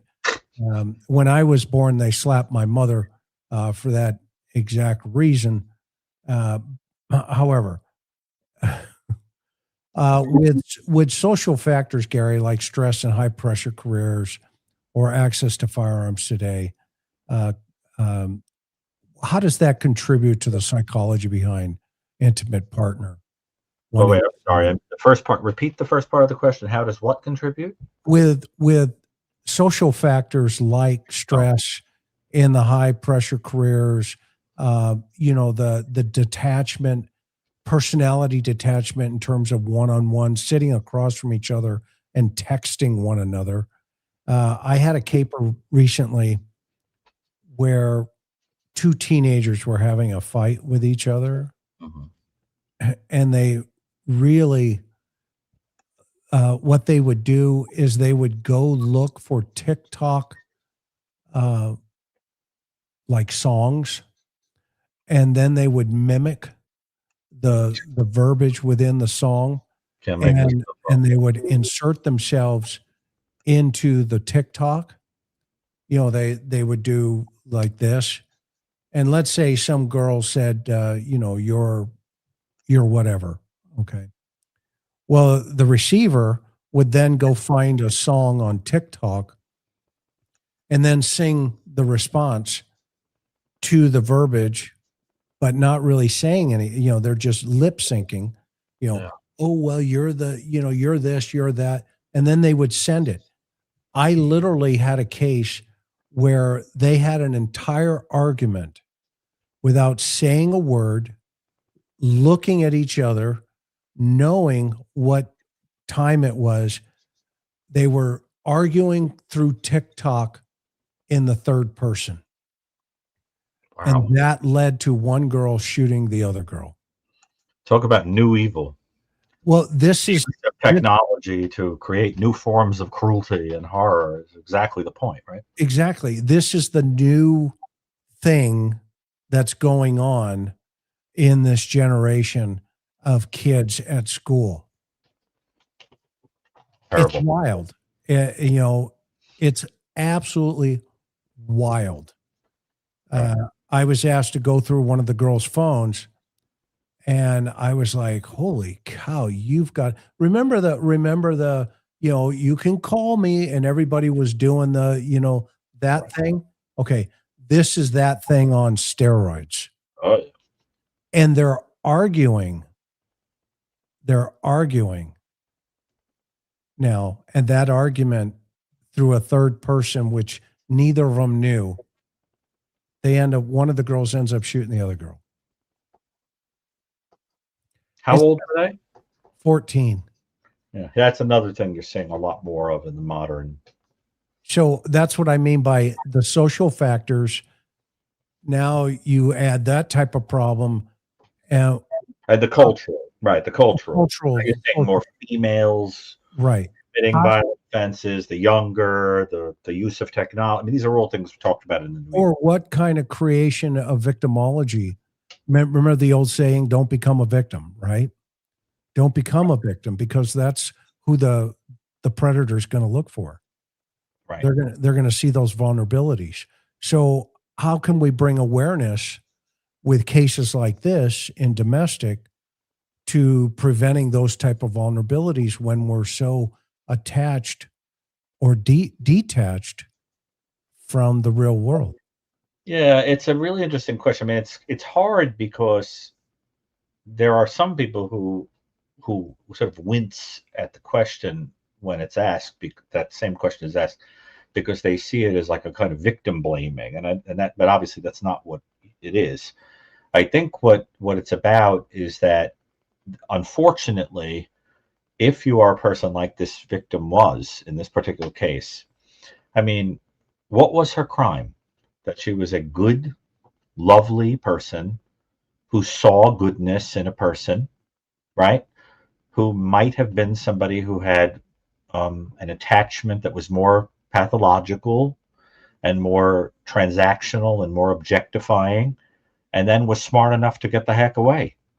And, you know, and that's unfortunate. So, like, for example, do you remember, Chris, I write about this in The New Evil too. Do you remember Laura Black, the woman who was shot along with many of her coworkers by Richard Farley, and they made a movie with Brooke Shields? Yes, okay. I remember. Now, Laura Black is very, very interesting. Laura Black, all she did was go out to have lunch with a new coworker that she wanted to feel welcome. That's it. She was an attractive, kind woman. And this guy, Richard Farley, took that as an indication that they would be a fantastic couple, and wrote her hundreds of letters and started to do weird things like sending her gifts that were increasingly bizarre, like a mirror or a power tool or a turkey platter and things like that. Very strange. And then his obsession became so bad that every time she would move, now just think about this. When I first learned this, it haunted me. When I wrote it in The New Evil, it haunted me so much. And I have a letter from Richard Farley, by the way. She would move, and then she would go out in the morning to her car, and on the windshield would be a folded piece of paper every time. And she'd unfold the paper, and it was a Xerox of a copy of her new key. Wow. How did he get the key? Did he subvert the locksmith? Did he do something to get it from the landlord? How did he do it? And it scared her, the crap out of her, you know. And eventually, what did she do? What a lot of people would do. She got a restraining order. She sought a restraining order, and all it did was infuriate him. And then he gets the idea in his head I know what I'll do. I won't kill her. I'll kill her coworkers so she has to live the rest of her life thinking they're dead because you tried to abandon me. Right? So that you want to think about the idea that she didn't do anything wrong. All she did was try to be kind to someone who developed a fixation. And that's what I think is so hard about it is that you want to be aware of signs and so forth, but sometimes you notice the signs after the person has already gotten hooked on you. And then what? And I think personally that the laws that surround this stuff are very weak. I knew someone, for example, who had a stalker, and the police would say, well, look, they're not directly threatening to kill you on the message. They didn't actually hurt you. You know, that you don't really know that they're the one leaving that message. Can't prove it. You know, did you actually tell them to stop bothering you? Did you ever actually say explicitly, I'm not attracted to you? You know, in other words, the laws get kind of lousy when it comes to this stuff. And we actually don't know. We don't know yet if this woman who died here ever felt compelled to seek any kind of protections. We don't know. Who knows? But you are starting to hear stories in the press about people who say things like, yeah, she really needs to get away from him. Like somebody knows something, right? She must have told people in private. Like, I'm terrified. Well, and you know, a lot of this If is the responsibility of law enforcement to pay close attention in any type of domestic. I mean, years ago, you know, this is a great point here from Zoe uh, and Ruby. So the laws have changed, and people have changed, but the laws haven't been, you know, been able to keep up. To be honest with you, because there's this idea, right, you know, back cyber stalking and all these new right, technology. and we have to pay attention when you have, and I'm not going to throw these. Well, I'm going to throw the chief under the bus at WSU for the Koberger case. When you have a white Elantra, as an example, there's a BOL out on, and within, you know what, 13 days, you have a white Elantra on your campus, and you decide, it's probably not the right white Elantra because the year's different, and you let it go. And just think of all of that evidence that they could have collected from Brian Koberger had they gone and knocked on his door. Now, that's in hindsight, but when I was, you know, on the street, and if I was, you know, if a patrol officer came to me and said, hey, if, you know, I was working the caper, hey, we just found a white Elantra, it's over here at WSU, I'd be like, we're on our way. Right. Okay. The fact that today, when a woman says, well, I'm worried, I'm scared of him, and then the officer tries to fit a scenario together just to say, well, you know, he's not really whatever. Okay. That's a problem. And we need to be honest about it. I mean, the law enforcement needs to be honest about it. The courts need to be honest about it, because we've had, just in the last 5 years, look at all of the domestics, you know, Susan Morphew. I mean, the list can go on. But Chris, Michael Miliete. what about the professor Yeah. who got the ick, as they say, about Koberger well before those crimes? Right. Yeah. There's a good example of where, you know, it's like Maya Angelou said, when somebody tells you who they are, believe them. You're getting the ick for a reason, right? I mean, I think there is something about to trusting your intuition. Yep. There's a reason evolutionarily we get that vibe. You know, people, you know, he gave people that feeling because he had issues with women. He was a control freak, you know, that kind of thing. Well, and now they're facing $100 million lawsuit from the four families. Well, that's we're by playing it down, for lack of a better term. Okay, I've had you for 2 hours. We're going to have you back. I hope it's been a fascinating discussion for you. I've enjoyed it. Amazing, fascinating discussion. And as always, guys, Gary doesn't go anywhere. He's embedded in this channel here. So The New Evil, go pick it up if you've not read it or not gotten it. It's an amazing gift as well. Keep the lights on when you read it. Oh, yeah.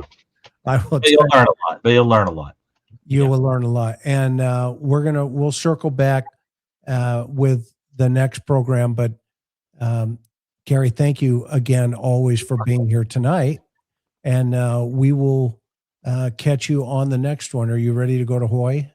I'm ready to go to Hawaii. And thank you for thinking of me with this case. And our hearts go out to the victims and those poor children.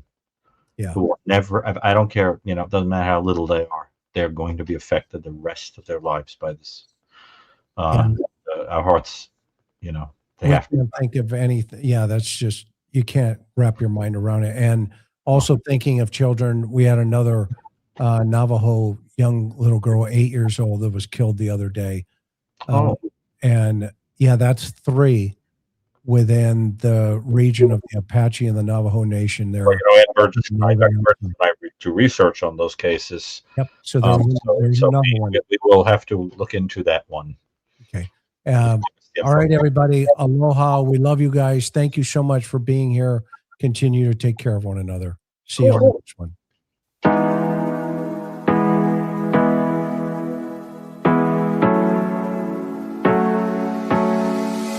Hard working every day, I'm stressed out 24/7, babe.